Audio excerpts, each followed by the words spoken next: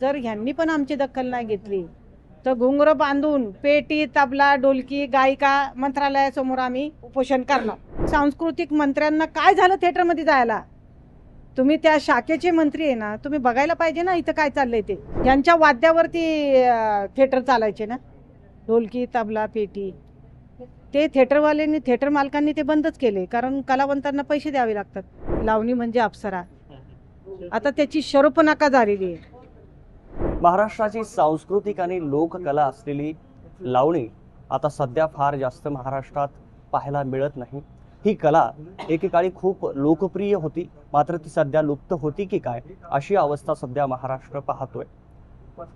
ज्येष्ठ लावणी सम्राज्ञी सुरेखा पुणेकर माझ्यासोबत आहे। आता याच लावणीवर गंडांतर येते की काय, ही लावणी संपती की काय, याच मुद्द्यावर त्यांनी हात घातलेला आहे। त्यांचं म्हणणं आहे की थिएटरमध्ये लोकनाट्य कला केंद्रांमध्ये आता घुंगराचे आवाज येत नाहीत, तर डीजेचे आवाज येत आहेत।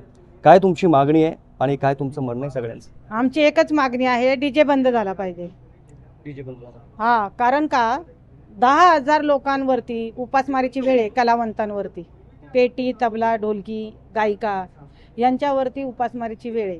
बटन दाबलं की गाणं लागतं की लगेच नाचायला सुरू। मेकअप नाही, नऊवारी साडी नाही, बरं नऊवारी साडीचं पण द्या सोडून, घुंगरं नाही, काही नाही। मग आता ही कला बंद होण्याची वेळ आलेली आहे। म्हणून थिएटर मालकांनी एकच विचार करावा की वाद्यकारांना तुम्हाला लायसन जे दिलेले आहे ना, ते तुम्हाला लाईव्हचं दिलेले, मग तुम्ही डीजे का हे करता? डीजे नका वापरू। आर पाटलांनी कवाच डीजे बंद केलेला आहे, बरोबर? तर आम्ही सांस्कृतिक मंत्र्यांकडे पण गेलो, तिथं आम्हाला रिस्पॉन्स मिळाला। पण आता आम्ही अजितदादा, एकनाथ शिंदे, फडणवीस साहेब आणि कोण बावनकुळे साहेब, अजितदादा साहेबांकडे सुद्धा जाणार आहे, एकनाथ शिंदे साहेबांकडे जाणार आहे।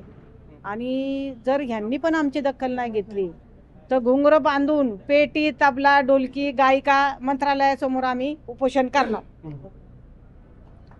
तर ह्याच्यामध्ये एकच उपदेश आहे आमचा की शासनाने 2-3 दिवस लायसन रद्द करावे। ज्यांच्याकडे डीजे चालू आहे त्यांच्याकडे लायसन रद्द करून कलावंतांना कामावर घ्या, मगच तुमचे लायसन आम्ही देऊ। एक काळ असा होता की या कलेला राजाश्रय मिळायचा, शासनाचे जे काही नेते होते, आता तुम्ही जो काळ अनुभवला त्या काळामध्ये अनेक रसिक मनाचे राजकारणी तुम्ही पाहिलेत। आत्ताचे राजकारणी याकडे गंभीर्याने पाहत नाही किंवा रसिकता संपत चालली असं वाटतंय। एकच मंत्री होऊन गेला सांस्कृतिक मंत्री, तो अक्षरशः प्रमोदजी नवलकर। हा थिएटरमध्ये जायचा आणि त्या थिएटरमध्ये सगळी शहानिशा करायचा।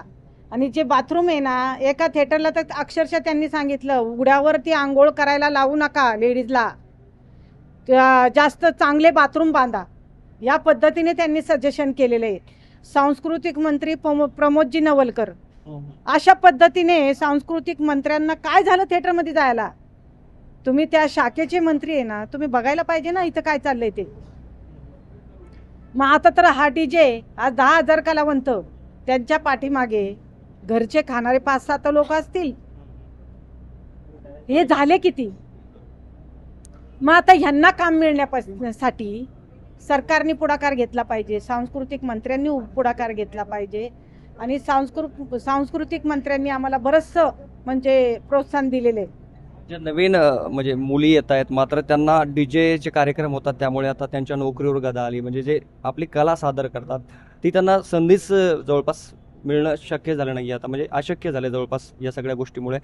कशी उपासमारीची वेळ आली बरं सगळ्या लोकांवर? आता ह्यांच्या वाद्यावरती थिएटर चालायचे ना, ढोलकी तबला पेटी। ते थिएटरवाल्यांनी थिएटर मालकांनी ते बंदच केले, कारण कलावंतांना पैसे द्यावे लागतात। डीजे म्हणजे कसं बटन दाबलं की चालू झालं, त्याला काय पैसे द्यायची गरज नाही। हां, मग ह्यांना काढून टाकले। 10,000 कलावंत आहे ऑल महाराष्ट्रातले, 10,000पेक्षाही जास्त असते। मग ह्यांना काढून टाकल्यावरती ते डीजेवरती चालवतात। मग डीजे बंद केला तरच ह्यांना कामावर घेतील ना। शासनाने GR काढला पाहिजे की तुम्ही लाईव्हचं तुम्हाला लायसन दिलंय ना, तर तुम्ही लाईव्हच करा। ढोलकी तबला पेटी गायिका हे असलंच पाहिजे। आणि ह्याच्यामुळं मुलींना संरक्षण आहे। कुठलीही लोक येतात, बसतात, कार्यक्रम बघतात, काय दंगा होऊ नये. एकदम मानसिक बळ असलं पाहिजे का नको? त्या मुलींनी करायचं काय? उद्या कसली वेळ आली तर कोण याला जबाबदार आहे? सुरेखा पुणेकरांसाठी एक शेवटचा प्रश्न आहे. काय आव्हान असणार आहे महाराष्ट्रातील रसिक मनांना, महाराष्ट्रातील लोकपरंपरा जपणाऱ्या लोकांना आणि एकूणच राजकारणी मंडळींना? मला सगळ्यांना एकच सांगावंसं वाटतंय, ही कला म्हणजे ही एक अप्सरा होती. लावणी म्हणजे अप्सरा. आता त्याची शरूपनका झालेली आहे. तर हे बंद पडण्याच्या ऐवजी शासनाने पण लक्ष घातलं पाहिजे, आजच्या तरुण पिढीने पण लक्ष घातलं पाहिजे. अरे डीजे चालू झाल्यावर तुम्ही पण नाचताय, मग तुम्ही काय बघायला येता? डीजेवरचा डान्स तुम्ही लाईव्ह ऐका ना. लाईव्ह किती कानाला आणि मनाला समाधान देतं. आजवर कित्येक लोक, मोठे मोठे लोक थिएटरमध्ये जाऊन बैठकी, स्टेज बघितलेले आहेत, ऐकलेले आहेत. ती कला तुम्ही जरा तरुण पिढीने समजून घ्यावी ना. नक्कीच. तुमचे काही कलाकार मंडळी त्यांना बोलणार आहे, काय म्हणणं आहे तुमचं?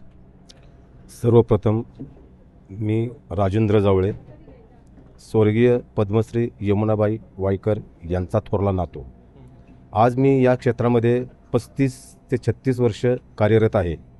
तर या आधी असा कोणताही प्रकार घडत नव्हता, तो आत्ता आपल्याला दिसून येत आहे. म्हणजे असा की आज इतक्या कलाकार लोकांवरती उपासमारीची वेळ आलेली आहे. त्याकडे प्रशासनाने शासकीय पद्धतीने विचार करावा. उपासमारीची वेळ येण्याचे कारण की आज जो डीजे जो हा प्रकार जो चालू आहे तो तुम्ही काय म्हणजे काय वाजवता, काय काय कला दाखवता? मी पेटी वाजवतो, तबला वाजवतो, ढोलकी वाजवतो आणि स्वतः सिंगरही आहे. आणि मी 35 वर्ष या क्षेत्रामध्ये कार्यरत आहे. तर कला दुसरे कुठले कलाकार आहेत का सोबत? कलाकार आहे. काय तुमच्या मनात काय होतंय नेमकं? लावणी ही महाराष्ट्राची लोककला आहे आणि ही लोककला आम्ही 50 वर्ष कोल्हाटी डोंबारी समाज हा जोपासत आहे. परंतु याच्यापासून आम्हाला काहीही न फायदा होता. ही जी सांस्कृतिक कला केंद्र आहेत, या कला केंद्र जी ज्यांनी बांधलेली आहेत ते त्या लोकांचा फायदा होत आहे. आणि आम्हाला जी उपजीविकेसाठी, आमच्या प्रपंचासाठी किंवा मुलाबाळांच्यासाठी जे 4 पैसे मिळावेत हे आताच्या काळामध्ये मिळत नाहीत. आणि त्यासाठी आमचे कुटुंब चालणार कशी? शासनाने ही सांस्कृतिक कला केंद्र स्वतः शासनाने बांधून आम्हाला कलावंतांना दिली पाहिजेत. आणि त्यानंतर पुरस्कारसुद्धा जाहीर केले पाहिजेत कलावंतांचे. कारण आमच्या या कोल्हाटी डोंबारी समाजाची यमुनाबाई वाईकर ह्या राष्ट्रपती पुरस्कार आहेत. रोशनबाई सातारकर, त्याच्यानंतर लक्ष्मीबाई कोल्हापूरकर ह्यासुद्धा राष्ट्रपती पुरस्कार मिळवलेली माणसं आहेत. यांची स्मारकं आणि यांच्या नावावर विद्यापीठं महाराष्ट्रामध्ये निर्माण झाली पाहिजेत. एवढे 2 शब्द मी सामान्य कलावंत म्हणून बोलू इच्छितो. नक्कीच. तर कलावंतांनी आणि लावणी सम्राज्ञी सुरेखा पुणेकर यांनी आपलं मत मांडलेलं आहे. विष्णू सानप, लेट्सअप मराठी, पुणे.